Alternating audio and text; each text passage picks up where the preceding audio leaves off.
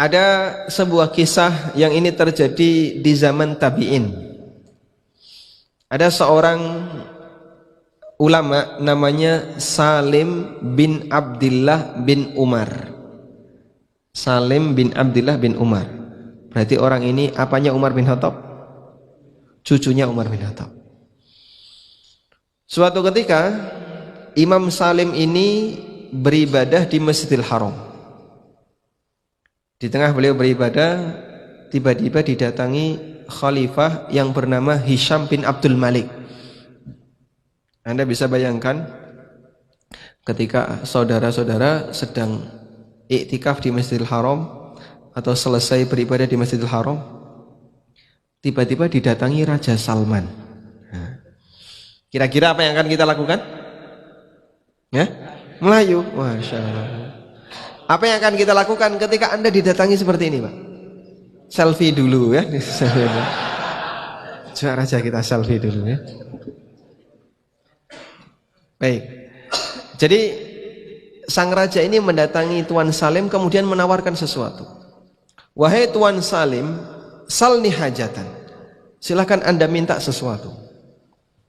Kemudian Tuan Salim mengatakan, wallahi inni la astahyi minallah an as'ala fi baitihi ghairahu.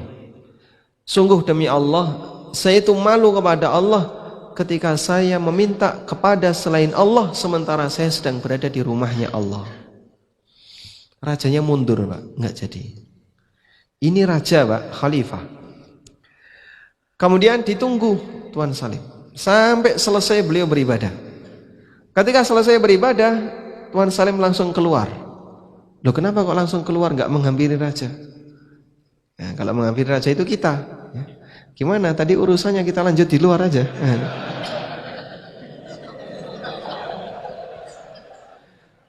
Sampai akhirnya sang raja ini mengejar Tuan Salim. Ketika ketemu di luar, kemudian raja ini menawarkan, wahai Tuan Salim, sekarang Anda sudah berada di luar Baitullah. Salni hajatan, silahkan minta sesuatu. Lalu beliau tanya, min hawaijid dunya am hawaijil akhirah? Yang harus saya minta itu kebutuhan dunia atau kebutuhan akhirat? Beliau menjawab, min hawaijid dunya, tentu kebutuhan dunia. Saya enggak punya kebutuhan akhirat. Lalu Salim mengatakan, sungguh demi Allah, ama wallahi, inni la as'alud dunya mimman yamlikuha. Fakaifa as'aluhu mimman la yamlikuha. Sungguh demi Allah, saya itu enggak pernah minta dunia kepada Allah yang memiliki dunia. Bagaimana mungkin saya minta dunia kepada orang yang tidak memilikinya? Insyaallah. Kalah rajanya, Pak. Jadi ini contoh orang yang dia obsesinya luar biasa terhadap akhirat, sampai dunia itu datang kepadanya dalam kondisi terhina. Jadi ditawar-tawari, silahkan Bapak ambil, ku mohon sekali, tolong diambil, Pak. Tapi beliau enggak mau. Dan banyak orang yang seperti itu, Pak. Betapa ketika para tokoh agama ya, di musim-musim politik seperti ini, nah itu pertempuran batin mereka. Ada sebagian di antara mereka yang didatangi caleg, didatangi siapa gitu, duit 1 koper di depan mata. Baik, tolong kasih dukungan kepada kami. Bapak silahkan ambil ini. Ada yang menerima, ada yang menolak. Dan Anda bisa lihat bagaimana kondisi khutbahnya ketika dia menerima. Pasti nanti akan mambu duit. Ya, sangat kelihatan sekali.